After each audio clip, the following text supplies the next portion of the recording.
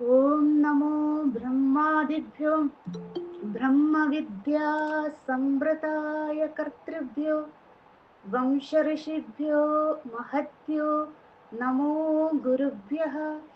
Servo वप्लवरहितः प्रज्ञानघनः प्रत्यगर्तो ब्रह्मैवाहमस्मि। ओम पूर्णमदः पूर्णमिदं पूर्णात् पूर्णमुदच्यते पूर्णस्य पूर्णमादाय पूर्णमेवावशिष्यते। ओम शान्ति शान्ति शान्तिः। हरिः ओम श्री गुरुभ्यो नमः। हरिः ओम हरि ओम। എല്ലാവർക്കും പ്രണാമം. ഓം നമോ നാരായണ. അഥ ശുക്ലയജുർവേദീയ കാൺവശാഃ ബൃഹദാരണ്യക ഉപനിഷത്ത് ദ്വിതീയകാണ്ഡം മുനികാണ്ഡം അഥവാ യാജ്ഞവൽക്യകാണ്ഡം ദ്വിതീയോധ്യായം ജൽപരൂപ ഉപപത്തി പ്രകരണം നവമ ബ്രാഹ്മണം ശാഖല്യ ബ്രാഹ്മണം അഷ്ടാദശ മന്ത്രം 18ാമത്തെ മന്ത്രം. शाखल्यैति होवाच याज्ञवल्क्यः त्वां सित् इमें ब्राह्मणाः अङ्गारावक्षयणम् आक्रता इति. याज्ञवल्क्य इति होवाच शाखल्यः यद् इदं कुरु पाञ्चालानां ब्राह्मणान् अत्यावादिः किं ब्रह्म विद्वान् इति दिशः वेद स देवाः सप्रदिष्टाः इति. यद्दिशः वेत्थ स देवाः सप्रदिष्टाः. किं देवतः अस्यां प्राच्यां दिशि असि इति आदित्यदेवत इति. सः आदित्यः कस्मिन् प्रतिष्ठित इति. चक्षुः इति कस्मिन्नु चक्षुः प्रतिष्ठितम् इति. रूपेषु इति चक्षुषा हि रूपाणि पश्यति कस्मिन्नु रूपाणि प्रतिष्ठितानि इति. हृदय इति होवाच हृदयेन हि रूपाणि जानाति हृदये हि एव रूपाणि प्रतिष्ठितानि भवन्ति इति. एवमेव एतत् യാജ്ഞവൽക്യ മഹർഷിയെ നമസ്കരിച്ചുകൊണ്ട് നമുക്ക് ശാഖല്യ ബ്രാഹ്മണം തുടരാം. ശാഖല്യന്റെ ചോദ്യങ്ങൾ നമ്മൾ കണ്ടുകൊണ്ടിരിക്കുകയായിരുന്നു. സഭാമണ്ഡപം എല്ലാവർക്കും ഓർമ്മയുണ്ടെന്ന് വിചാരിക്കുന്നു. ആദ്യത്തെ 9 വരെയുള്ള മന്ത്രങ്ങളിൽ ശാഖല്യന്റെ ചോദ്യം, ഞാൻ വേദങ്ങളിലും മറ്റു പലയിടങ്ങളിലുമായി ദേവതകളെ കുറിച്ചൊക്കെ നമ്മൾ പരാമർശിക്കുന്നുണ്ടല്ലോ, അതിന്റെ നിവിത്ത് എത്രയാണ് എന്നായിരുന്നു ചോദ്യം. യാജ്ഞവൽക്യ മഹർഷി പറഞ്ഞു 33 എന്ന് ഉത്തരം പറഞ്ഞു. ശാഖല്യൻ ചോദിച്ചു, അത് 33 എന്ന നിവിത്ത് കൊണ്ട്, സംഖ്യ കൊണ്ട് അങ്ങ് ഉദ്ദേശിക്കുന്നത് എന്തെന്ന് ചോദിച്ചു. നമുക്ക് ഒരുമിച്ച് പറയാം. അഷ്ടൗ വസവഃ ഏകാദശ രുദ്രാഃ ദ്വാദശ ആദിത്യാഃ ഇന്ദ്രച്ച ഏവ പ്രജാപതിച്ച. അതിന്റെ അടിസ്ഥാന ദേവതകളെ കുറിച്ച് ചോദിച്ചു. യാജ്ഞവൽക്യ മഹർഷി അതിന് മറുപടി പറഞ്ഞു. അങ്ങനെ നമ്മൾ 9 മന്ത്രങ്ങൾ കണ്ടത് നവമ ബ്രാഹ്മണത്തില്. അതിനുശേഷം അടുത്ത പ്രകരണത്തിലേക്ക് നമ്മൾ പ്രവേശിച്ചു. ഹിരണ്യഗർഭ ഉപാസന. എന്തുകൊണ്ട് ഇവിടെ ഹിരണ്യഗർഭ ഉപാസന വരുന്നു അതും നമ്മൾ ചർച്ച ചെയ്തിരുന്നു. അഷ്ടൗ വസവഃ സ്ഥിതി കാരണത്തെ യാജ്ഞവൽക്യ മഹർഷി പറഞ്ഞു. ഏകാദശ രുദ്രഃ ലയ കാരണത്തെ പറഞ്ഞു. ഇനി സൃഷ്ടി കാരണമാണ് പറയാൻ ബാക്കിയുള്ളത്. അതുകൊണ്ട് ഹിരണ്യഗർഭൻ എന്നാൽ പ്രപഞ്ച സൃഷ്ട അല്ലേ. ആ ഉപാസനയാണ് പറഞ്ഞു തരുന്നത്. എന്തിനു വേണ്ടി ഇവിടെ ഉപാസന പറയുന്നു അല്ലെ? എല്ലാറ്റിനെയും സൃഷ്ടിച്ചത് ഭഗവാന്റെ ഹിരണ്യഗർഭ രൂപമാണ്. അല്ലെങ്കിൽ പ്രപഞ്ച സൃഷ്ടാവെന്ന രൂപത്തോടുകൂടി പരമാത്മാവ് തന്നെയാണ് എല്ലാറ്റിനെയും സൃഷ്ടിച്ചത് എന്ന് ആര് മനനം ചെയ്യുന്നു, ചിന്തനം ചെയ്യുന്നുവോ അത് ഉപാസനയായി. അതിവിടെ നമ്മൾ ആദ്യം കണ്ടു. അഷ്ടവിധ ഹിരണ്യഗർഭ ഉപാസന കണ്ടു. 8 വിധത്തില് യാജ്ഞവൽക്യ മഹർഷി നമ്മളോട് പറഞ്ഞു തന്നു. അതില് ഇന്ദ്രിയങ്ങളെ പരാമർശിച്ചുകൊണ്ടായിരുന്നു.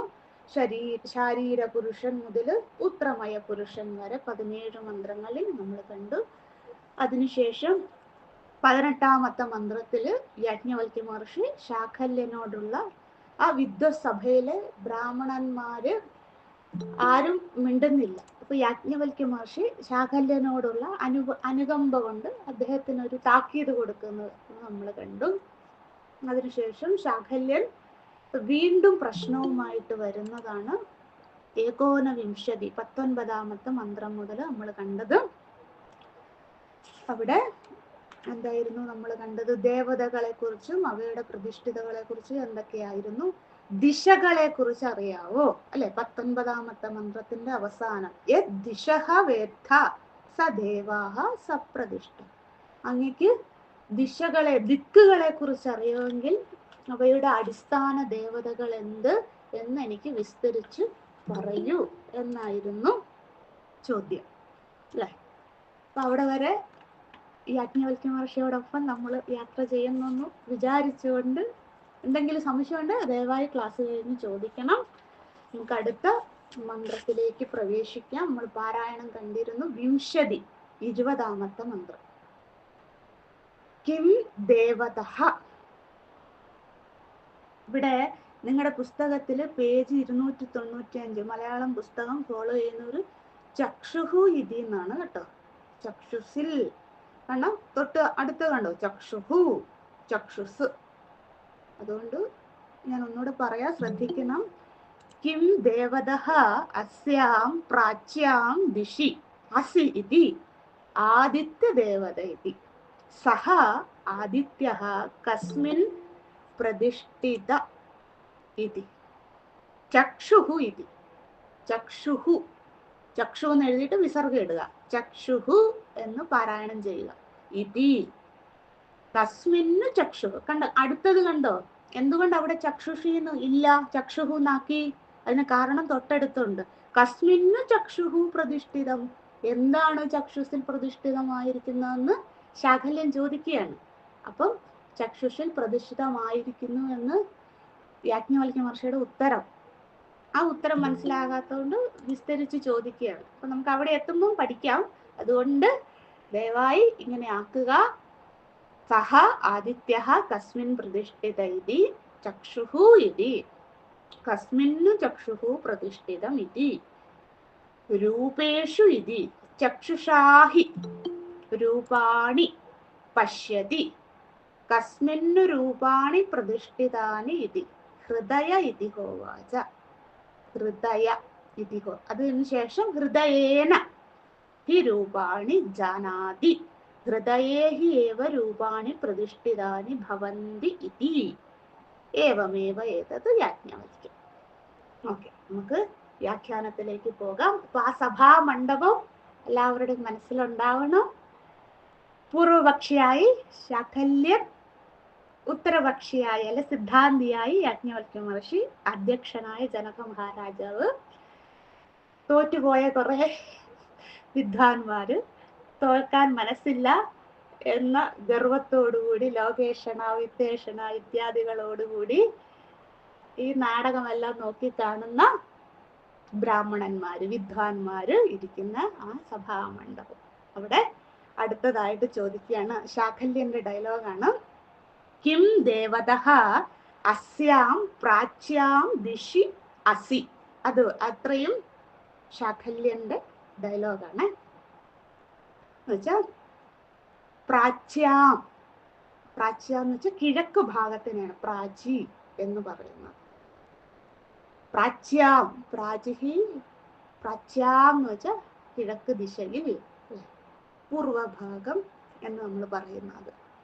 കിം ദേവതഃ, കാരണം ദിക്കുകൾ എനിക്ക് അറിയാവുന്ന യാജ്ഞവൽക്യ മഹർഷി പറഞ്ഞു. അപ്പം 19ാമത്തെ മന്ത്രത്തിന്റെ അവസാനം എന്തായിരുന്നു? ദിശകളെ കുറിച്ച് അറിയാമെങ്കിൽ അങ്ങ് പറയൂ അല്ലെ. അപ്പൊ നമ്മൾ അവിടെ കണ്ടിരുന്നു 19ാമത്തെ മന്ത്രത്തിന്റെ അവസാനം ഡയലോഗ് ശാഖല്യൻ തുടരുന്നു 20ാമത്തെ മന്ത്രത്തിൽ അല്ലെ. അവിടെയാണ് നമ്മൾ നിർത്തിയത്. അപ്പം അത് തുടരുകയാണ്. ശാഖല്യം പറയുകയാണ്, അങ്ങക്ക് ദിശകളെ കുറിച്ച് അറിയാമെങ്കിൽ ഓരോ ദിക് ദേവതകളെ കുറിച്ച്, ഓരോ ദിക്കിന്റെയും അടിസ്ഥാന ദേവതകളെ കുറിച്ച് ചോദിക്കുകയാണ്. അപ്പൊ ആദ്യം ഒബ്വിയസ്ലി എന്തായിരിക്കും? കിഴക്ക് അല്ല, കിഴക്ക് ദിശ ചോദ്യം. കിം ദേവതഃ അസ്യാം പ്രാച്യാദിശി, ആ കിഴക്ക് ദിശയിൽ ഏത്? കിം ദേവത, കിഴക്ക് എന്ന ദിക്കിന്റെ അടിസ്ഥാന ദേവത ആരാണ്, ഏതാണ്? കിം, ആര് അല്ലെങ്കിൽ ഏത് എന്ന് സാന്ദർഭികമായിട്ട് നമുക്ക് ഇവിടെ എടുക്കാം കേട്ടോ. ഏതാകുന്നു അല്ലെ ആരാകുന്നു? അപ്പോൾ യാജ്ഞവൽക്യ മഹർഷിയുടെ ഡയലോഗാണ് അടുത്തത്.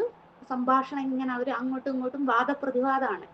അപ്പൊ ആ ചോദ്യം കേട്ടിട്ട് യാജ്ഞവൽക്യ മഹർഷി പറഞ്ഞു, ആദിത്യ ദേവത ഇതി, അത് ആദിത്യദേവനാണല്ലോ എന്ന് പറഞ്ഞു.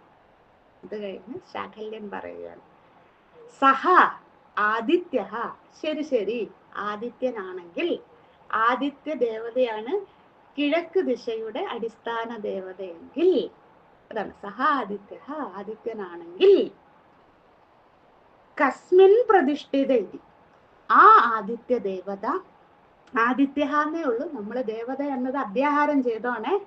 കാരണം നമ്മള് ഒരു ദേവതയും വെറുതെ പേര് വിളിക്കാറില്ല. ഇന്ദ്രദേവത, വരുണദേവത, ആദിത്യ ദേവത അല്ലെ. നമ്മൾ ആ ദേവത എന്നുള്ള സ്ഥാനനാമം, ആ പൊസിഷൻ അല്ലെ, അതാണ് ആ പൊസിഷന്റെ നെയിമാണ്, അത് കൂടെ കൂട്ടിച്ചേർത്തിട്ടേ നമ്മൾ അഭിസംബോധന ചെയ്യാറുള്ളൂ അല്ലെ. നമ്മുടെ ആദരണാർത്ഥം സൂര്യൻ അല്ലെ, അങ്ങനെ വേണം സാമാന്യമായിട്ട് പറയാം. പക്ഷെ നമ്മൾ എങ്ങനെയാണ് സാധാരണ ഉച്ചരിക്കേണ്ടത് അല്ലെ പ്രയോഗിക്കേണ്ട രീതി? ആദിത്യ ദേവത, ശ്രോത്രദേവത, ദിക് ദേവത അല്ലെ, നവഗ്രഹ ദേവതകൾ, അങ്ങനെ നമ്മൾ പറയാറല്ലേ. എല്ലായിടത്തും ദേവത കൂട്ടിച്ചേർത്തോണം. സഹ ആദിത്യ, ആദിത്യ ദേവത കസ്മിൻ പ്രതിഷ്ഠിത, അതാരാ പറയുന്നത്? ശാഖല്യൻ.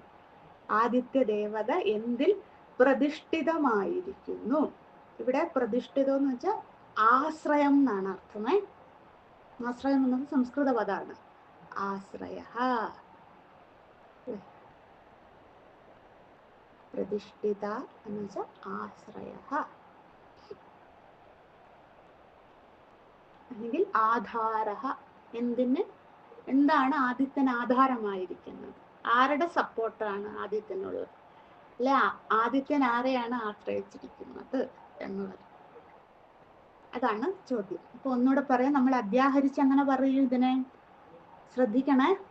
സഹ ആദിത്യ ദേവത, ആദിത്യ എന്നവിടെ പറയാറില്ല, വിസർഗ ഇടണം. പക്ഷെ ദേവത എന്നുള്ള ശബ്ദം ഉള്ളത് കൊണ്ട് ആദിത്യ ദേവത കസ്മിൻ പ്രതിഷ്ഠിത ആശ്രയ ഇതി അല്ലെ. നിങ്ങളും അധ്യാഹാരം പഠിക്കുന്നുണ്ട്, അതല്ല പ്രാക്ടീസ് ചെയ്യണം അല്ലെ. സഹ ആദിത്യ ദേവത കസ്മിൻ പ്രതിഷ്ഠിത ആശ്രയ ഇതി, ആദിത്യദേവൻ ആണ് കിഴക്കിന്റെ ദേവതയെങ്കിൽ, കിഴക്കെന്ന ദിക്കിന്റെ അടിസ്ഥാന ദേവത ആദിത്യനാണ് എന്ന് അല്ലയോ യാജ്ഞവൽക്യ അങ്ങ് പറയുന്നുണ്ടെങ്കിൽ, ആ ആദിത്യന് ആരെ ആശ്രയിച്ചിരിക്കുന്നു? ആദിത്യൻ ആശ്രയം എന്താണ്? ആദിത്യൻ എവിടെയൊക്കെയാണ് സപ്പോർട്ടുള്ളത് അല്ലെ? ആശ്രയം എന്ന് വെച്ചാൽ അതല്ലേ, ആലംബമായിരിക്കുന്നത്, ആരെ ആശ്രയിച്ചാണ് ഇരിക്കുന്നത്, അത് ചോദിക്കും. അപ്പം യാജ്ഞവൽക്യ മഹർഷിയുടെ ഡയലോഗാണ് അടുത്തത്. ചക്ഷുഹു ഇതി, അത് ചക്ഷുവിൽ. ഇവിടെ ചക്ഷു എന്ന് വെച്ചാൽ ആർക്കൊക്കെ കണ്ണുണ്ടോ അവരുടെ എല്ലാം കണ്ണില്. അപ്പൊ ചക്ഷു എന്ന് വെച്ചാൽ സർവ ജീവരാശി ചക്ഷു അല്ല. അപ്പൊ എന്താ അധ്യാഹാരം ചെയ്യണ്ടേ? സർവജീവരാശ്യാം, ക്ഷമിക്കണേ, സർവജീവരാശ്യാം എന്നാണ് എഴുതണ്ടേ. സർവജീവരാശികളിലും സർവ ജീവരാശ്യാം ചക്ഷുഹു ഇതി. സർവ ജീവരാശികളുടെയും കണ്ണിൽ ആര് കുടികൊള്ളുന്നു? ആര് പ്രതിഷ്ഠിതമായിരിക്കുന്നു? ആദിത്യ പ്രതിഷ്ഠിത. അപ്പം എങ്ങനെ ഇത് അധ്യാഹാരം ചെയ്യണം? നമ്മൾ എങ്ങനെ ഇത് സെന്റൻസ് ആക്കും? യാജ്ഞവൽക്യ മഹർഷി ഒറ്റ വാക്കിൽ ഉത്തരം പറഞ്ഞു. എങ്ങനെയാണത്? സർവ ജീവരാശ്യാം ചക്ഷുഹു ആദിത്യ ദേവത പ്രതിഷ്ഠിത ഇതി. ഇത്രയും എഴുതൊന്നും വേണ്ട, നിങ്ങൾ മനസ്സിലാക്കിയാൽ മതി. അത്രയാണ് അധ്യാഹരിക്കേണ്ടത് അല്ലെ? സർവ ജീവരാശ്യാം ചക്ഷുഹു ആദിത്യ ദേവത പ്രതിഷ്ഠിത ഇതി. പ്രതിഷ്ഠിതമായിരിക്കുന്നു എല്ലാ ജീവരാശിയും. അപ്പൊ നമ്മളുടെയൊക്കെ കണ്ണില് ആരുണ്ട്? സൂര്യഭഗവാനുണ്ട്. നമ്മള് നീലാകാശത്ത് കാണുന്ന അതുണ്ട് അല്ലെ? അതിവിടെ പറയുന്നില്ല. അതും നമ്മൾ മനനം ചെയ്യുമ്പോൾ ഓർത്തോണം. ആ സൂര്യദേവത നമ്മൾ കാണുന്ന ആ സൂര്യദേവതയുടെ കിരണങ്ങളേറ്റ് ഋതുക്കൾ മാറുന്നു അല്ലെ? ഓഷധികൾ വളരുന്നു. പിന്നെ നമ്മള് ഈ അധ്യായത്തിൽ തന്നെ 3-ാം അധ്യായത്തിൽ തന്നെ പഠിച്ചു. സൂര്യദേവതയുടെ ആ ചൂട് കൊണ്ട് ഉദാഹരണം പഠിച്ചില്ലേ? ഹിമാലയ ഉരുകി, ആ മഞ്ഞുരുകി നദിയായി ഒഴുകി സമുദ്രത്തിലേക്ക് അസ്തം ഗച്ഛന്തി നാമരൂപേവിഹ അല്ലെ? സമുദ്രത്തിലേക്ക് ലയിക്കുന്നു ഇത്യാദികൾ. അതൊക്കെ ആ ഉദാഹരണം നേരത്തെ പറഞ്ഞിട്ടുള്ളത് കൊണ്ടാണ് യാജ്ഞവൽക്യ മഹർഷി അത് പറയാത്ത. നമ്മൾ ഭൂതാകാശത്ത് കാണുന്ന അല്ലെ നീലാകാശത്തിൽ കാണുന്ന ആദിത്യന്റെ പ്രതിഷ്ഠിത ആശ്രയത്തെ പറയാത്തത്. ഇവിടെ ചക്ഷുവിനെ മാത്രം യാജ്ഞവൽക്യ മഹർഷി പരാമർശിക്കുന്നുള്ളൂ. ഇത് അദ്ദേഹത്തിന് അറിയാത്ത കൊണ്ടല്ല, ഓൾറെഡി മറ്റൊരു സന്ദർഭത്തിൽ ആ ഉദാഹരണം പറഞ്ഞതുകൊണ്ട് ഇവിടെ ആവർത്തിക്കാത്തതാണ്. അത്രയും പറഞ്ഞു. ഇനി അടുത്ത ഡയലോഗ് ശാഖല്യന്റെ ആണ്. കസ്മിന്നു ചക്ഷുഹു പ്രതിഷ്ഠിതം ഇത്. ചക്ഷു എന്തിൽ, കണ്ണ് എന്തിൽ പ്രതിഷ്ഠിതം ആയിരിക്കുന്നു അല്ലെ? അപ്പൊ അവിടെയും ആശ്രയം അല്ലെ? പ്രതിഷ്ഠിതം എന്ന വാക്കിന് എല്ലായിടത്തും ആശ്രയം എന്നുള്ള അർത്ഥമാണ്. അപ്പൊ ഇനി എഴുതേണ്ട ആവശ്യമില്ല, കാരണം ഒരേ അർത്ഥം ആവർത്തിക്കുകയാണ്. ചക്ഷു കണ്ണ് എന്തിൽ ആശ്രയമായിരിക്കുന്നു ഒക്കെ പറയുന്നു. നമ്മുടെ രൂപങ്ങളിൽ, രൂപേഷു, രൂപങ്ങളിൽ, അതായത് നമ്മളിൽ നിന്നും അന്യമായ വിഷയങ്ങളിൽ, അതാണ് രൂപം. അതായത് നിറങ്ങള്, വർണ്ണങ്ങള്, വ്യക്തികള്, പ്രകൃതി, അതല്ല നമ്മുടെ കണ്ണുകൊണ്ട് കാണുന്ന എല്ലാ രൂപങ്ങൾ, അതാണ് രൂപേഷു, രൂപങ്ങളിൽ. രൂപേഷു പ്രതിഷ്ഠിതമിതി. പ്രതിഷ്ഠിതം എന്നുള്ള വാക്ക് അവിടെ അധ്യാഹാരം ചെയ്യണം. രൂപേഷു, രൂപേഷു പ്രതിഷ്ഠിതമിതി. രൂപങ്ങളെ ആശ്രയിച്ചിരിക്കുന്നു അല്ലെ? നമുക്ക് നല്ല കണ്ണിന് കാഴ്ചയുണ്ട്, ആദിത്യ ദേവനും ഉണ്ട്. പക്ഷെ പ്രകൃതിയിൽ ഒരു രൂപവും ഇല്ലെങ്കിലും കണ്ണുണ്ടായിട്ട് കാര്യമുണ്ടോ? ഇല്ല. അപ്പൊ വിവിധങ്ങളായ രൂപങ്ങള് പരമാത്മാവ് സൃഷ്ടി നടത്തിയപ്പോൾ എന്തൊരു വൈവിധ്യത്തിലാണ് സൃഷ്ടിച്ചല്ലേ? ഒരാളെ പോലെയല്ല മറ്റൊരാൾ അല്ലെ? ഇത്രയും കോടിക്കണക്കിന് ജീവരാശികൾ, അവരുടെയൊക്കെ വൈവിധ്യങ്ങള് നമ്മൾ ആ വൈവിധ്യത്തിനെ തിരിച്ചറിഞ്ഞ് കാണുന്നില്ലേ? അതാരുടെ സഹായം കൊണ്ടാ? ചക്ഷുഷിൽ കുടികൊള്ളിയിരിക്കുന്ന ആദിത്യ ദേവന്റെ സഹായത്തിനാണ്. അതാണ് ഇവിടെ പറഞ്ഞത്. രൂപേഷു പ്രതിഷ്ഠിതം. രൂപങ്ങളിൽ കണ്ണ് ആശ്രയിച്ചിരിക്കുന്നു. കണ്ണിന് ആലംബം അല്ലെങ്കിൽ ആശ്രയം രൂപങ്ങളാകുന്നു. അടുത്തതും യാജ്ഞവൽക്യ മഹർഷി ഇത്രയും പറഞ്ഞ് ഒറ്റ വാക്കില് തൊട്ട് മുമ്പൊക്കെ സംസാരിച്ചല്ലോ. അപ്പൊ യാജ്ഞവൽക്യ മഹർഷി അത് കഴിഞ്ഞ് കുറച്ചുകൂടെ വിസ്തരിച്ച് പറയുന്നു. അടുത്തത് ചക്ഷുഷാഹി രൂപാണി പശ്യതി. ചക്ഷുഷാഹി എന്ന് വെച്ചാൽ ചക്ഷുരേന്ദ്രിയത്തിന്റെ, അതാണ് ചക്ഷുഷാഹി എന്ന വാക്കിന്റെ അർത്ഥമേ. ചക്ഷുഷാഹി, ചക്ഷുഷു കൊണ്ടാണല്ലോ എന്ന് വെച്ചാൽ ചക്ഷുരേന്ദ്രിയം. കണ്ണെന്ന് പറയുന്നത് എന്താണ്? ജ്ഞാനേന്ദ്രിയാണല്ലോ. അപ്പൊ അവിടെ ഇന്ദ്രിയം എന്നുള്ള വാക്ക് അധ്യാഹാരം ചെയ്യുക. ചക്ഷുഷാഹി. എനിക്ക് അറിഞ്ഞൂടാ, നിങ്ങൾക്ക് തമാശയായിട്ട് തോന്നുന്നുണ്ട്. എഴുതാൻ പറ്റുന്നവരെഴുതുക കേട്ടോ. കാരണം ഇപ്പൊ പ്രഥമ അധ്യായം ചോദിച്ചാൽ ആരും ഓർക്കുന്നില്ല, അപ്പോൾ മറന്നു പോകും. അതുകൊണ്ട് പഠിക്കുമ്പോൾ നമുക്ക് ഡീറ്റെയിൽ ആയിട്ട് പഠിച്ചു പോകാം. ചക്ഷുഷാഹി രൂപാണി പശ്യതി, ചക്ഷുരേന്ദ്രിയങ്ങളുടെ സഹായത്തിന്, അതാണ് ചക്ഷുഷാഹി, ചക്ഷുരേന്ദ്രിയത്തിന്റെ സഹായത്തിലാണ് രൂപാണി പശ്യതി, രൂപങ്ങളെ, രൂപാണി ബഹുവചനം, വിവിധങ്ങളായ രൂപങ്ങളെ പശ്യതി, കാണാൻ സാധിക്കുന്നത് അല്ലെ. പശ്യതി എന്ന് വെച്ചാൽ കാണുക. ഇവിടെ ഭഗവാൻ ശങ്കരാചാര്യ സ്വാമികൾ അതിന്റെ ഭാഷ്യത്തിൽ എഴുതിയിരിക്കുന്ന കുറച്ചുകൂടെ വിസ്തരിച്ചാണ്. എങ്ങനെയെന്ന് വെച്ചാൽ ഞാൻ എന്റെ വ്യാഖ്യാനം പറയാം. ചക്ഷുരേന്ദ്രിയങ്ങളുടെ സഹായത്തിനാലാണല്ലോ രൂപം മുതലായ ഭാഗ്യ വിഷയങ്ങളെ, ബാഹ്യം എന്ന് വെച്ചാൽ പുറത്തുള്ള, ശ്രദ്ധിക്കണേ, ചക്ഷുഷേന്ദ്രിയത്തിന്റെ സഹായത്തിനാലാണല്ലോ വിവിധങ്ങളായ പുറമേയുള്ള രൂപം മുതലായ ബാഹ്യ വിഷയങ്ങളെ, അതായത് രൂപം എന്ന് വെച്ചാൽ വർണ്ണങ്ങള്, പിന്നെ മുതലായ എക്സെട്ര എന്ന് വെച്ചാൽ വ്യക്തികള് അല്ലെ, പശുവിനെ പശുവായും സിംഹത്തെ സിംഹവായും എല്ലാറ്റിനെയും വേറെ വേറെ ആയിട്ട്, അതാണ് ബാഹ്യ വിഷയങ്ങളെ നമ്മൾ വിവിധങ്ങളായി കാണുവാനും. പശ്യതി എന്ന് വെച്ചാൽ കാണുവാനേ ഉള്ളൂ. പക്ഷെ നമ്മളവിടെ പശ്യതി എന്ന വാക്കിന്റെ അർത്ഥം അനുഭവതി എന്നാണ്. ഇവിടുത്തെ ലിറ്ററൽ മീനിങ് കാണുക, വെറുതെ കാണുകയല്ല, നമ്മളതിനെ വിവിധങ്ങളായി തന്നെ അനുഭവിക്കുകയാണ് അല്ലെ. പശ്യൻ, സ്പൃണ്ണൻ, സ്പൃശൻ, ജിഘ്രൻ, അശ്നൻ, ഗച്ഛൻ, സ്വപൻ, ശശൻ, ഉന്മിഷൻ, നിമിഷൻ ഇത്യാദി പല അനുഭവങ്ങളും നമ്മൾ അറിയുന്നില്ലേ. കാണുക, കേൾക്കുക.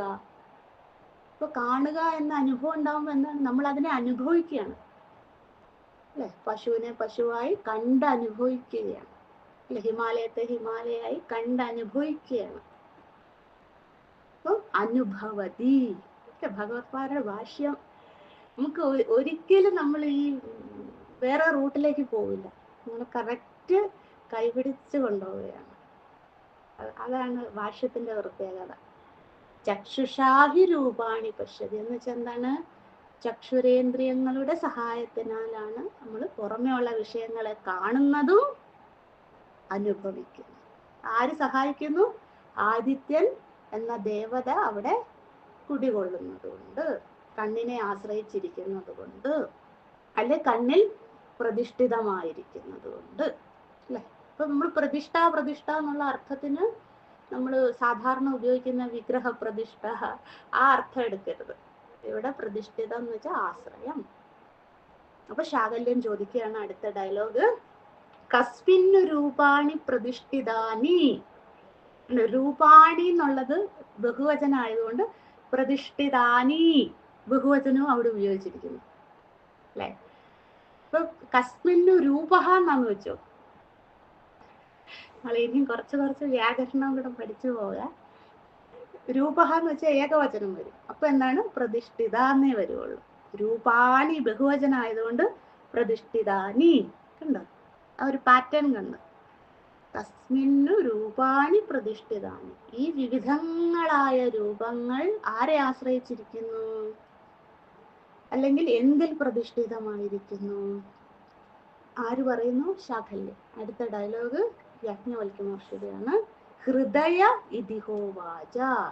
അത് ഹൃദയമാകുന്നു അല്ലയോ ശാകല്യ. അതാണ് ഹൃദയം. ഇതിഹോവാച, ഹൃദയം എന്ന് ഉവാച പറഞ്ഞു. അപ്പൊ യാജ്ഞവൽക്യ മഹർഷി ശാകല്യ ഉവാച, യാജ്ഞവൽക്യ മഹർഷി ശാകല്യനോടായി ഉവാച പറഞ്ഞു അല്ലെ. അത് ഹൃദയത്തിലാകുന്നു. ഹൃദയം എന്ന് വെച്ചാല് മനസ്സ് പ്ലസ് ബുദ്ധി, അതിനെയാണ് ഇവിടെ ഹൃദയം എന്ന് ഉദ്ദേശിക്കുന്നത്. അല്ലാണ്ട് നമ്മുടെ പമ്പിങ് ഹാർട്ട്, ഹൃദയാകാശം ഒന്നുമല്ല. ഇവിടെ ഹൃദയം എന്നതുകൊണ്ട് ഉദ്ദേശിക്കുന്ന ഗൂഢാർത്ഥം എന്താണ്? മനസ്സ് അധികം ബുദ്ധി എന്ന് വെച്ചാൽ ശരീരത്തിന്റെ ഏറ്റവും പ്രാധാന്യമുള്ള ഭാഗം, സ്ഥൂല ശരീരത്തിന്റെ ഏറ്റവും പ്രാധാന്യമുള്ള ഭാഗം നമ്മുടെയൊക്കെ ഹൃദയമായതുകൊണ്ട് അല്ലെ, ഹൃദയം നിലച്ചാൽ അതിന് തീർന്ന്. ആ ഇമ്പോർട്ടൻസ് സൂക്ഷ്മ ശരീരത്തിനും മനസ്സും ബുദ്ധിക്കും ആയതുകൊണ്ട് സൂക്ഷ്മ ശരീരത്തിനെ അല്ലെ മനസ്സിനെയും ബുദ്ധിയെയും വിശേഷണാർത്ഥം പറയുകയാണ്, ഹൃദയം എന്ന് വിശേഷിപ്പിക്കുകയാണ്. ഇപ്പം നമ്മളൊരു പുഷ്പം എങ്ങനെ വിശേഷിക്കുക, അതിന് ശ്വേതവർണ്ണ അല്ലെങ്കിൽ സുഗന്ധ പുഷ്പ, അപ്പൊ അതൊക്കെ വിശേഷമാണ്. ശ്വേതവർണം, പീതവർണം, പീതപുഷ്പ, പീതം എന്ന് മഞ്ഞക്കളർ വിശേഷണമാണ് അല്ലെ, സുഗന്ധം എന്നത് വിശേഷണമാണ്. അതുപോലെ തന്നെ മനസ്സിന്റെയും ബുദ്ധിയുടെയും വിശേഷണം പറയുകയാണ് ഹൃദയം. അല്ലാണ്ട് പമ്പി ഹാർട്ടേ എടുക്കരുതാരും. ഹൃദയം എന്ന് വെച്ചാൽ മനസ്സ് അധികം ബുദ്ധി, മനസ്സും ബുദ്ധിയുമാകുന്നു. കാരണം വിവിധങ്ങളായ രൂപങ്ങളെ ഇപ്പൊ നമ്മൾ നമ്മള് ചാന്തോക്യത്തിൽ പഠിച്ചില്ലേ, വ്യാഘ്രോവ, സിംഹോവ, മൃഗോവ, വരാഹോവ, കീടോവ, പതംഗോവ, മശകോവ, അങ്ങനെയൊക്കെ. അതായത് സിംഹം, പുലി, കൃമികള്, കീടങ്ങൾ, ഇതിനെയൊക്കെ നമ്മൾ വേറെ വേറെ എങ്ങനെ അറിയുന്നു? നമ്മൾ അതിനെ വേറെ വേറെ കണ്ടനുഭവിക്കുന്നുണ്ടല്ലോ. അപ്പൊ അതെങ്ങനെ നമ്മൾ ചെറുപ്പം മുതലേ നമുക്ക് പറഞ്ഞു തരും, മനസ്സിന്റെ ബുദ്ധിയിൽ അത് ഉറപ്പിക്കും. അല്ലെ, ഇത് സിംഹമാണ്, അല്ലെ ഇത് ആനയാണ്, ഇത് കുതിരയാണ്, ഇത് നീലയാണ്, പച്ചയാണ്, ഇത് മനുഷ്യനാണ്, അല്ലെ ഇത് നദിയാണ്, ഇത് സമുദ്രമാണ്. എല്ലാറ്റിനും വേറെ വേറെ എങ്ങനെ തിരിച്ചറിയുന്നത്? മനസ്സിന്റെയും ബുദ്ധിയുടെ സഹായം. നമ്മൾ ആദ്യം അറിവ് ശേഖരിച്ചു, ബുദ്ധിയിൽ ശേഖരിച്ചു വെച്ചു. അത് പിന്നീട് കാണുമ്പോഴേ ഓരോന്നും വേറെ വേറെ കാണുമ്പോൾ നമ്മൾ അതിനെ ബുദ്ധിയിൽ നിന്നും പിന്നെ പ്രത്യഭിജ്ഞ ഉണ്ടാകും. പ്രത്യഭിജ്ഞ എന്ന് വെച്ചാൽ റീകളക്ഷൻ. നമ്മള് പണ്ട് പഠിച്ചു വെച്ചതല്ല ഇത് സിംഹമാണ്, അപ്പൊ നമുക്ക് റീകളക്ഷൻ ഉണ്ടാകും. ഇത് ഇത് സിംഹം തന്നെ അല്ലെ, വലിയ രോമങ്ങളുണ്ട്, അതാണ് സിംഹം അല്ലെ. ഇതാണ് ആന, ഈ കറുപ്പക നിറയില് വലിയ വലിപ്പമുള്ള വസ്തു ആനയെന്ന് നമ്മൾ ചെറുപ്പത്തിൽ പഠിച്ചിട്ടുണ്ട്. അത് ബുദ്ധിയിൽ ശേഖരിച്ചു വെക്കും. പിന്നെ അതിനെ എന്ത് ചെയ്യും? റീകളക്ട് ചെയ്യും പിന്നീട് കാണുമ്പോൾ. മനസ്സിലാകുന്നുണ്ടെന്ന് വിചാരിക്കുന്നു അല്ലെ, ചിന്തിക്കണേ. അത് അപ്പൊ ആര് വേണം? നമുക്ക് കണ്ണുണ്ടായിട്ട് കാര്യമില്ല. പിന്നീട് കണ്ണുകൊണ്ട് കാണുന്നതിനെയൊക്കെ വേർതിരിച്ചറിയാൻ ആര് വേണം? മനസ്സും ബുദ്ധിയുടെ സഹായം വേണം. അതുകൊണ്ടാണ് ഇവിടെ ഹൃദയേന, മനസ്സും ബുദ്ധിയിലുമാകുന്നു ശകല്യ, എന്ത് രൂപങ്ങൾ വേർതിരിച്ചറിയുവാൻ സഹായിക്കുന്നത് ഇവയാകുന്നു. ആര്? മനസ്സും ബുദ്ധിയുമാകുന്നു. അത് കഴിഞ്ഞ് യാജ്ഞവൽക്യ മഹർഷി പറയുന്നു, അത് നമുക്ക് കൺഫ്യൂഷൻ ഉണ്ടാകാതിരിക്കാൻ യാജ്ഞവൽക്യ മഹർഷിയുടെ ഡയലോഗാണ് അടുത്തത്. ഹൃദയേന ഹി രൂപാണി ജാനാതി. ഹൃദയം കൊണ്ടാണ്, ഹൃദയം കൊണ്ടാണല്ലോ എന്ന് വെച്ചാൽ മനസ്സ് പ്ലസ് ബുദ്ധി, മനസ്സുകൊണ്ടും ബുദ്ധി കൊണ്ടും ആണല്ലോ രൂപാണി, രൂപങ്ങളെ എന്ന് വെച്ചാൽ ബാഹ്യ വിഷയങ്ങളെ, നമ്മളിൽ നിന്നും പുറമേയുള്ള വിഷയങ്ങൾ, നമ്മൾ കാണുന്ന വിവിധങ്ങളായ വിഷയങ്ങളെ ജാനാതി എന്ന് വെച്ചാൽ അറിയുന്നത്. ഇവിടെ വേർതിരിച്ചറിയുന്നെന്ന് എഴുതണേ. ജാനാതി എന്ന വാക്കിന്റെ ലിറ്ററൽ മീനിങ് മൃഡാനന്ദ സ്വാമിജിയുടെ പുസ്തകത്തില് അറിയുന്നതെന്നാണ്. ഭഗവത്പാദരുടെ ഭാഷ്യത്തില് വേർതിരിച്ചറിയുക എന്നാണ്. എന്ന് വെച്ചാൽ ഓരോന്നും വേറെ വേറെ ആയിട്ട്, അല്ലാണ്ട് നമ്മൾ ഒരുമിച്ചറിയല്ല, എല്ലാറ്റിനെയും വേറെ വേറെ ആയിട്ട് നമുക്കത് അറിയാൻ സാധിക്കുന്നത് ജാനാതി, വേർതിരിച്ച് അറിയുവാൻ കഴിയുന്നത്. അത് കഴിഞ്ഞ് അടുത്ത ഡയലോഗും യാജ്ഞവൽക്യ മഹർഷിയുടെ തന്നെയാണ്. ഹൃദയേന ഹി ഏവ രൂപാണി പ്രതിഷ്ഠിതാനി ഭവന്തി ഇതി. അതുകൊണ്ട് അല്ലയോ ശകല്യ, ഹൃദയത്തിൽ തന്നെയാണ്, അതായത് മനസ്സിനെയും ബുദ്ധിയെയും ആശ്രയിച്ചാണ് രൂപങ്ങൾ ഉള്ളത്, അല്ലെ ബാഹ്യ വിഷയങ്ങളെ അനുഭവിക്കാൻ സാധിക്കും. മനസ്സും ബുദ്ധിയും പറയാം, എനിക്ക് നല്ല കാഴ്ചയുണ്ട്, പക്ഷെ എനിക്ക് ഓർത്തെടുക്കാൻ സാധിക്കുന്നില്ലെങ്കിലോ? എല്ലായിട്ട് കാണാം. ഇപ്പൊ നമ്മുടെ മുന്നിൽ ഒരാൾ വരിക, പക്ഷെ എനിക്ക് പ്രത്യഭിജ്ഞയില്ല, റീകളക്ട് ചെയ്യാൻ പറ്റും ഇത് ആരാണ് എന്ന്, അയാളുടെ പേരോ ചെറിയൊരു ഒരു സെക്കൻഡ് കൊണ്ട് ഇതൊക്കെ സംഭവിക്കും കേട്ടോ. പിന്നെ ഉദാഹരണം നമുക്ക് തന്നെ അറിയാം, എത്രയോ പേര് തലച്ചോറിലെ ഞരമ്പ് പൊട്ടിപ്പോയിട്ട് ഓർമ്മയില്ല. കഴിഞ്ഞ വർഷം ഒരു സംഭവം ഉണ്ടായി, വിസ്തരിച്ചൊന്നും പറയുന്നില്ല. ഞാൻ എന്നിട്ട് അദ്ദേഹത്തെ കാണാൻ പോയി. കുറെ പേര് അവർക്ക് അറിയാമായിരിക്കും ആരാന്ന്. ഞാൻ കാണാൻ പോയി. ഞാൻ ചോദിച്ചു, എന്നെ അറിയോ? ജാനാസിമാം, ജാനാസിമാം, എന്നെ അറിയാവോ? അറിയില്ല. അത് പേരോ എവിടുന്നാന്നോ അല്ലെ ആരാന്നോ നമ്മൾ തമ്മിലുള്ള ബന്ധം എന്താന്നോ വളരെ അടുത്ത ബന്ധമാണ്, പക്ഷെ അറിയില്ല.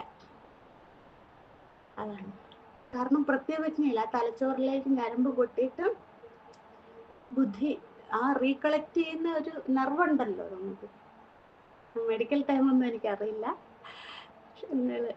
ഒരു ഞരമ്പ് പൊട്ടിപ്പോയ പിന്നെ ഇല്ല. എത്ര തവണ നമ്മള് ജാനാസിമാവൻ ചോദിച്ചാലും അറിയില്ല. കാരണം എന്താ? തലച്ചോറ് പ്രവർത്തിക്കാണ്ടായി, പ്രത്യവിജ്ഞ ഇല്ലാണ്ടായി. ഒരൊറ്റ സെക്കൻഡ് മതി നശിക്കാൻ. പക്ഷെ കണ്ണിന് നല്ല കാഴ്ചയാ, എല്ലാം കാണും. അനുഭവം ഞാൻ പറയുന്നത്. ഒരു വർഷം ആകുന്നേ ഉള്ളത് കണ്ടിട്ട് ആളെ. ഇപ്പോഴും ചോദിക്കും, ഇപ്പോഴും വീഡിയോ കോളൊക്കെ ചെയ്യും.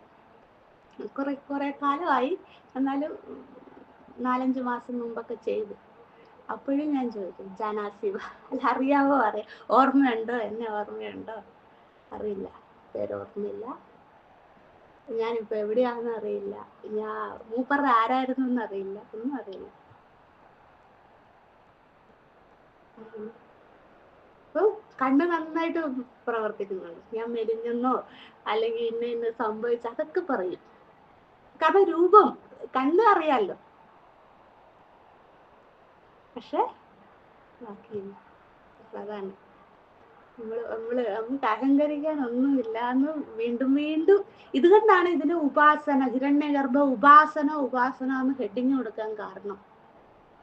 അഹങ്കരിക്കാൻ ഒന്നുമില്ല എന്ന് യാജ്ഞവൽക്യ വീണ്ടും വീണ്ടും നമ്മളെ ഓർമ്മിപ്പിക്കുകയാണ്. ഇവയെല്ലാം പണിമുടക്കിയാൽ ആര്? മനസ്സ്, ബുദ്ധി, ചക്ഷു, ആദിത്യൻ എല്ലാവരും പണിമുടക്കിയ നമ്മളൊന്നുമില്ല. അത് പറഞ്ഞു തരികയാണ്. ഹൃദയേന ഹി ഏവ രൂപാണി പ്രതിഷ്ഠിതാനി ഭവന്തി. അതിനാൽ ഹൃദയത്തിൽ എന്നുവെച്ചാൽ മനസ്സും ബുദ്ധിയിലുമാണ് രൂപങ്ങൾ ആശ്രിതമായിരിക്കുന്നത്.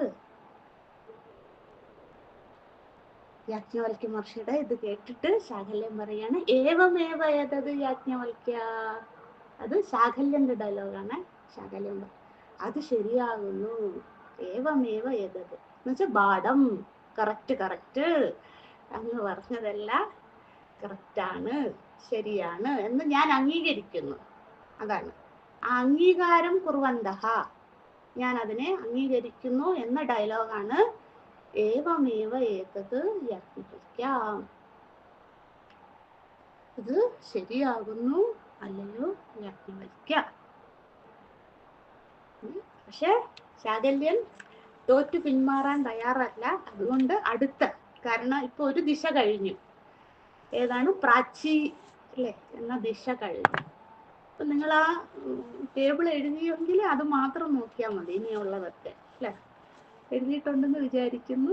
ഉണ്ടെങ്കിൽ അത് എടുക്കുക. കണ്ടോ, ദിക്ക് കിഴക്ക്, പ്രാച്ചി ദിശ അല്ലെ. കിഴക്ക് ദിശയുടെ സംസ്കൃത പദമാണ് പ്രാച്ചി. ദേവത ആദിത്യൻ, സൂര്യദേവത.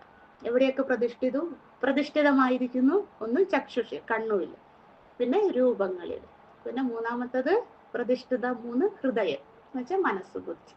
അപ്പൊ മൂന്നും, അതായത് ഈ 3 ആശ്രയങ്ങളും ഉണ്ടെങ്കിലേ ചക്ഷുരേന്ദ്രിയം കൊണ്ട് നമുക്ക് എന്തെങ്കിലും കാര്യമുള്ളൂ. നമ്മൾ ഇവരെ എല്ലാം ആശ്രയിച്ചാണ് ജീവിക്കുന്നത്. അല്ലെ കാഴ്ച എന്ന അനുഭവം നമുക്ക് ഉണ്ടാക്കി തരുന്നത് ഇവരെല്ലാവരുമാണ് എന്ന് ഓർമ്മിപ്പിക്കുകയാണ്. ആ ഒരു ഭാവം, കൃതാർത്ഥത ഉണ്ടെങ്കിൽ ഇത് ഹിരണ്യഗർഭ ഉപാസനയാണ്. ഇനി അടുത്ത ദിശ പറയുകയാണ്. കണ്ടോ, രണ്ടാമത്തെ എന്നാ നമ്മൾ കോളത്തിൽ എഴുതി പടിഞ്ഞാറ് ഭാഗം, പ്രതീചി, വരുണൻ, ജലം, രേതസ്, ഹൃദയം. അടുത്തത് അങ്ങനെ ഓരോ ദിശകൾ, 4 ദിശകളും പറഞ്ഞു. പിന്നെ ഊർധ്വ ദിശ, മുകൾ ഭാഗവും 5ാമത് വരുന്നത്. അതാണ് അടുത്ത മന്ത്രങ്ങളിലായിട്ട് വരുന്നത്. അതുകൊണ്ടാണ് ഇതിനെ നമ്മൾ പഞ്ചവിധ ഹിരണ്യഗർഭ ഉപാസന എന്ന് പേര് കൊടുക്കാൻ കാരണം, അല്ലേ? അങ്ങനെയല്ലേ നമ്മൾ ഹെഡിങ് കൊടുത്ത കാരണം ഇതാണ്. കിഴക്ക്, പടിഞ്ഞാറ്, വടക്ക്, തെക്ക് 4 ദിശകളും പിന്നെ ഊർധ്വഭാഗവും മുകൾ ഭാഗവും. നമുക്ക് ഓരോന്നായി പഠിക്കാം, പക്ഷെ ഓവറോൾ പറയുന്നേ. അതുകൊണ്ട് ഇതിന് എന്താ പേര്? പഞ്ചവിധ ഹിരണ്യഗർഭ ഉപാസന. 21ാമത്തെ മന്ത്രത്തിലേക്ക് പോകാം. വളരെ ഇമ്പോർട്ടൻ്റ് ആയിട്ടുള്ള മന്ത്രമാണ് അടുത്തത്. കാണാണ്ടൊന്നും പഠിക്കണ്ട, ഒരു ഭാഗം വരുമ്പോൾ അണ്ടർലൈൻ ചെയ്താൽ മാത്രം മതി. നമുക്ക് ഒന്ന് പദച്ഛേദം നടത്താം. 21 മന്ത്രം, 21ാമത്തെ മന്ത്രം. കിം ദേവത അസ്യാം, കിം ദേവത അസ്യാം ദക്ഷിണായാം ദിശയതി ഇതി. ദക്ഷിണായാം ദിശ്യസീതി എന്നാണ്, ദിശയതി ഇതി എന്നാണ്. ദിശയതി. സംശയമുണ്ട് ക്ലാസ് കഴിഞ്ഞ് ദയവായി ചോദിക്കുക. ദിശയതി ഇതി. ഇതൂടെ കഴിഞ്ഞാൽ നമ്മളിനി സാധാരണ ചെയ്യാറില്ലേ, എല്ലാ മന്ത്രം ഓരോ ബ്രാഹ്മണം കഴിയുമ്പോഴും ഞാൻ മന്ത്രം എഴുതി അയക്കാം. അതുവരെ നിങ്ങൾ ക്ഷമിക്കുക. ഇപ്പൊ 21 28 വരെ ഉള്ളൂ മന്ത്രങ്ങൾ. 28 മന്ത്രത്തോടു കൂടി നമ്മൾ ഈ ബ്രാഹ്മണം കഴിയും. നോട്ട് ചെയ്ത് വെക്കുക. സംശയമുണ്ട് ക്ലാസ് കഴിഞ്ഞ് ചോദിക്കാം. ഇങ്ങനെയാണ്, ശ്രദ്ധിക്കുക. കിം ദേവത അസ്യാം ദക്ഷിണായാം ദിശയതി ഇതി. ദിശയതി ദിശയതി ഇതി. ദിശയതി ഇതി. ദിശയതി. യാ ഇല്ലേ, യാരാലാവശ ആ യായാണ്. ദിശയതി ഇതി. എന്തുകൊണ്ട് പറയുന്നത് എന്ന് വെച്ചാൽ ഒരു വാക്ക് മാറിയ സംസ്കൃതത്തിൽ അർത്ഥം മാറും. അതുകൊണ്ടാണ് ദിശയതി ഇതി. യമദേവത ഇത്. നിങ്ങൾക്ക് മനസ്സിലായേ? നമുക്ക് എല്ലാവർക്കും അറിയാം, തെക്ക് ഭാഗത്തെ ദേവത യമധർമ്മരാജൻ. സഹ, അടുത്ത സഹ വിസർഗമുണ്ട്. സഹ യമഹ. യമഹ ഒരു വണ്ടി അല്ലേ? യമഹ കസ്മിൻ പ്രതിഷ്ഠിത ഇതി. കസ്മിൻ പ്രതിഷ്ഠിത ഇതി. സഹ യമഹ കസ്മിൻ പ്രതിഷ്ഠിത ഇതി. യജ്ഞഃ ഇതി. യജ്ഞഃ, യജ്ഞഃ വിസർഗമുണ്ട്. യജ്ഞഃ, യജ്ഞഃ ഇതി. Full stop. കസ്മിന്നു യജ്ഞഃ, കണ്ട അവിടെ വിസർഗ, അത് തന്നെ മുമ്പിൽ വിടുക. കസ്മിന്നു യജ്ഞഃ പ്രതിഷ്ഠിത ഇതി. പ്രതിഷ്ഠിത ഇതി. ദക്ഷിണായാം ഇതി. ദക്ഷിണായാം ഇതി. ദക്ഷിണായാം മകാരം വിസർഗ ഇടുക, പൂജ ഇടുക, മകാരം. ദക്ഷിണായാം പിന്നെ ഇകാരം എഴുതുക. ഇതി. ദക്ഷിണായാം ഇതി. ദക്ഷിണായാം ഇതി. കസ്മിന്നു ദക്ഷിണാ, കസ്മിന്നു ദക്ഷിണാ പ്രതിഷ്ഠിത ഇതി. പ്രതിഷ്ഠിത ഇതി. അടുത്ത വാക്ക് അണ്ടർലൈൻ ചെയ്യുക, അല്ലെ ഹൈലൈറ്റ് ചെയ്യുക, വല്ലതും ചെയ്യുക. ശ്രദ്ധ. ഇപ്പൊ കത്തണം, ശ്രദ്ധ എവിടെയോ പഠിച്ചത്? ശ്രദ്ധയുടെ ശ്ലോകം ഏതാണ്? സാധന ജ്യേഷ്ഠ സമ്പത്തിയിൽ ശ്രദ്ധ എവിടെ വരും? ഇതെല്ലാം ഓർമ്മ, ഇങ്ങനെ പ്രത്യവിജ്ഞ ഉണ്ടാകണം, അല്ലെ? റീകളക്ട് ചെയ്യണം എല്ലാം. ശ്രദ്ധയാം ഇതി. ശ്രദ്ധയാം, അവിടെ അണ്ടർലൈൻ ചെയ്യുക. ശ്രദ്ധയാം എന്നുള്ള വാക്ക്. ഇതി വേണ്ട കേട്ടോ. ശ്രദ്ധയാം ഇതി. അടുത്തത് യഥാഹി ഏവ. യഥാഹി ഏവ. യഥാഹി ഏവ. അടുത്ത വാക്ക് നിങ്ങളുടെ പുസ്തകത്തിൽ തെറ്റാണ്, തിരുത്തുക. ശ്രദ്ധ തേന്നേ ഉള്ളൂ. രണ്ട് തായില്ല, തായുടെ ഇരട്ടിപ്പില്ല അവിടെ. ശ്രദ്ധാത്തെ, ശ്രദ്ധാത്തെ, ഇത്തേ ഇല്ല, ശ്രദ്ധാത്തെ. ഒരു താ വെട്ടിക്കളയാ. ശ്രദ്ധാത്തെ, ശ്രദ്ധാത്തെ. അധ ദക്ഷിണാം ദദാതി, അധ ദക്ഷിണാം ദദാതി. ശ്രദ്ധയാം ഹി ഏവ, ശ്രദ്ധയാം ഹി ഏവ. ദക്ഷിണാ പ്രതിഷ്ഠിത ഇതി, ദക്ഷിണാ പ്രതിഷ്ഠിത ഇതി. Full stop. കസ്മിന്നു ശ്രദ്ധാ പ്രതിഷ്ഠിത ഇതി, കസ്മിന്നു ശ്രദ്ധാ പ്രതിഷ്ഠിത ഇതി. ഹൃദയ ഇതി ഹോവാച. അവിടെയും ഹൃദയം എന്ന് വെച്ചാൽ മനസ്സ്, ബുദ്ധിയാണ്. കസ്മിന്നു ശ്രദ്ധാ പ്രതിഷ്ഠിത ഇതി. ഹൃദയ ഇതി ഹോവാച. സോമ ഹൃദയേന, ഹൃദയേന ഹി ശ്രദ്ധാം ജാനാതി, ഹൃദയേന ഹി ശ്രദ്ധാം ജാനാതി. അത് അണ്ടർലൈൻ ചെയ്യുക. ശുദ്ധമായ മനസ്സിൽ നിന്നും ശുദ്ധമായ ബുദ്ധിയിൽ നിന്നേ ശ്രദ്ധ ഉണ്ടാവുകയുള്ളൂ എന്നാണ് അതിൻ്റെ അർത്ഥം. ശുദ്ധം എന്ന വാക്ക് നമുക്ക് അവിടെ എത്തുമ്പോൾ പഠിക്കുമ്പോൾ അധ്യാഹാരം ചെയ്യാം. അത് അണ്ടർലൈൻ ചെയ്യുക. ശുദ്ധം എന്ന് വെച്ചാൽ സാത്വിക മനസ്സ്.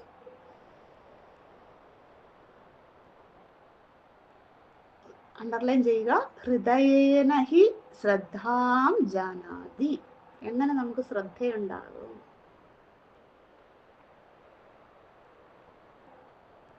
ഹൃദയേന ഹി ശ്രദ്ധാം ജാനാതി, കോമ ഹൃദയേ ഹി ഏവ, ഹൃദയേ ഹി ഏവ ശ്രദ്ധാ പ്രതിഷ്ഠിതാ ഭവതി ഇതി.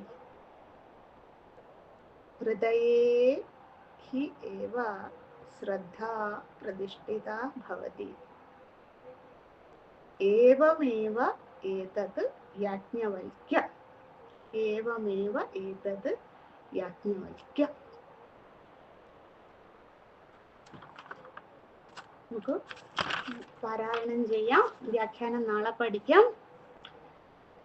കിം ദേവത അസ്യാം ദക്ഷിണായാം ദിശയതി ഇതി യമദേവത ഇതി സഹ യമഃ കസ്മിൻ പ്രതിഷ്ഠിത ഇതി യജ്ഞഃ ഇതി കസ്മിന്നു യജ്ഞഃ പ്രതിഷ്ഠിത ഇതി ദക്ഷിണായാം ഇതി കസ്മിന്നു ദക്ഷിണാ പ്രതിഷ്ഠിത ഇതി ശ്രദ്ധയാ ഇതി.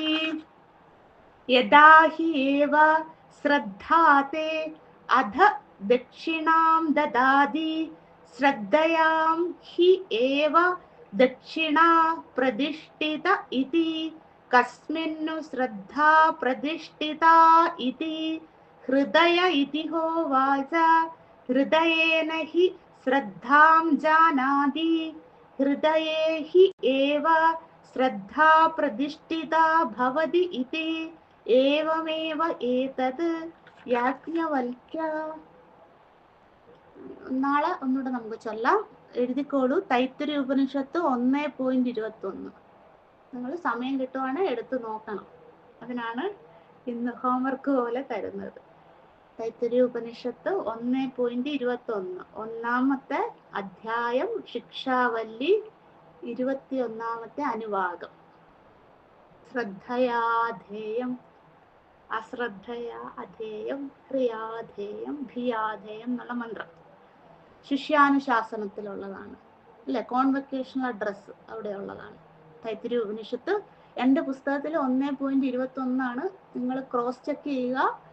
നിങ്ങളുടെ കയ്യിലിരിക്കുന്ന വ്യാഖ്യാനത്തിൽ 21-ാമത്തെ അനുവാദം തന്നെയാണോ, അല്ല എങ്കിലും നിങ്ങളുടെ കയ്യിലുള്ള ബുക്കിലെ അനുവാദം എഴുതുക അല്ലെ പിന്നീട് എടുത്ത് നോക്കുമ്പോൾ നമുക്ക് മാറിപ്പോകും. അതുകൊണ്ട് പറയുകയാണ്. 1.21. പിന്നെ നമ്മള്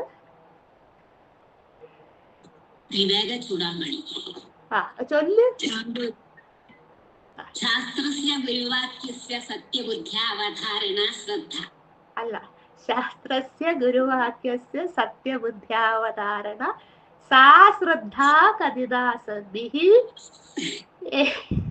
യയാ വസ്തുവ ലഭ്യത. വെരി ഗുഡ് അമ്മ. ഒരു ഒരു ഒരു വരി ചൊല്ലിയല്ലോ. Very good. ആ വത്സലാന്ന് പറയൂ. ചാന്തോക്യം ഏഴാം അധ്യായത്തിലെ യഥാ വൈ ശ്രദ്ധദാതി അധമനുദേ ന അശ്രദ്ധദ മനുദേ ശ്രദ്ധദത് ഏവ മനുദേ ശ്രദ്ധാതു ഏവ വിജാനാതിതവ്യം ഇത് ശ്രദ്ധാം ഭഗവത വിജിജ്ഞാസയിതി. Very good. ഖണ്ഡത്തിന്റെ നമ്പർ എന്ന് പറയോ? 7 പോയിന്റ്. മൈക്ക് ഓൺ ചെയ്യോ അമ്മ. 7 പോയിന്റ് ചാന്തോക്യ ഉപനിഷത്ത് ഏകോന വിംശതി 19 അല്ലേ? അഷ്ടാദശഖണ്ഡേന രണ്ടിലുണ്ട്.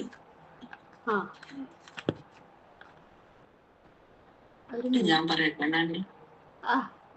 ഒരു മിനിറ്റ് ഇതൊന്ന് നോക്കിക്കോട്ടെ. എനിക്ക് വയ്യ, കൊട്ടേഷൻകാരെ കൊണ്ട് ഞാൻ തോറ്റ്. 17, 18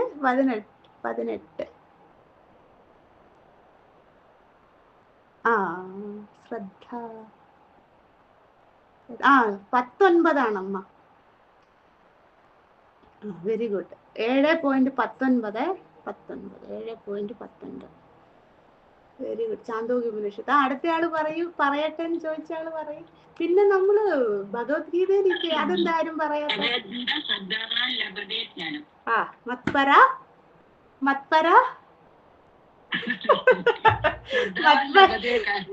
മത്പര സംയതേന്ദ്രിയ.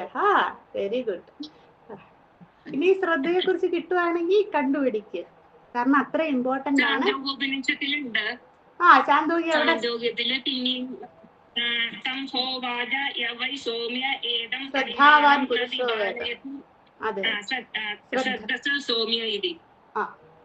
ചാന്തോക്യ ഉപനിഷത്ത് അത് തന്നെ.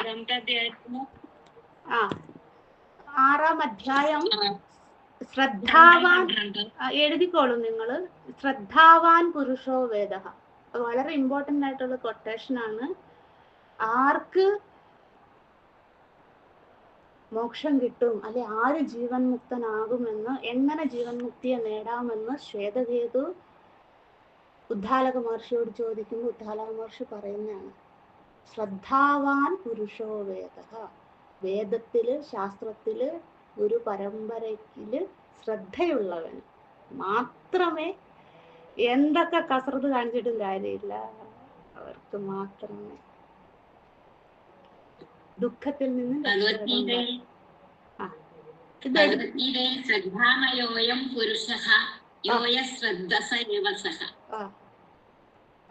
അത് തന്നെയാണ് ശ്രദ്ധാവാൻ പുരുഷോ വേദ എന്നുള്ളത്. ചാന്തോക്യ ഉപനിഷത്തിന്റെ അതേ ഡയലൂട്ടഡ് വേർഷൻ ആണ് ഭഗവത്ഗീതയില് അർജുനനോട് ഭഗവാൻ പറഞ്ഞു.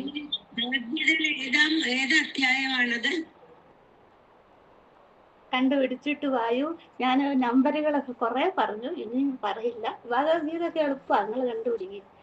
ഓം നമോ ബ്രഹ്മാദിഭ്യോ ബ്രഹ്മവിദ്യാ സംവൃതായ കർത്തൃഭ്യോ വംശ ഋഷിഭ്യോ മഹദ്ഭ്യോ നമോ ഗുരുഭ്യഃ.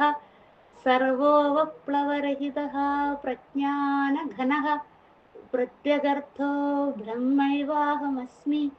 ഓം പൂർണ്ണമദഃ പൂർണ്ണമിദം പൂർണ്ണാത് പൂർണ്ണമുദച്യതേ പൂർണ്ണസ്യ പൂർണ്ണമാദായ പൂർണ്ണമേവാവശിഷ്യതേ. ഓം ശാന്തി ശാന്തി ശാന്തിഃ. ഹരിഃ ഓം. ശ്രീ ഗുരുഭ്യോ നമഃ. ഹരിഃ ഓം.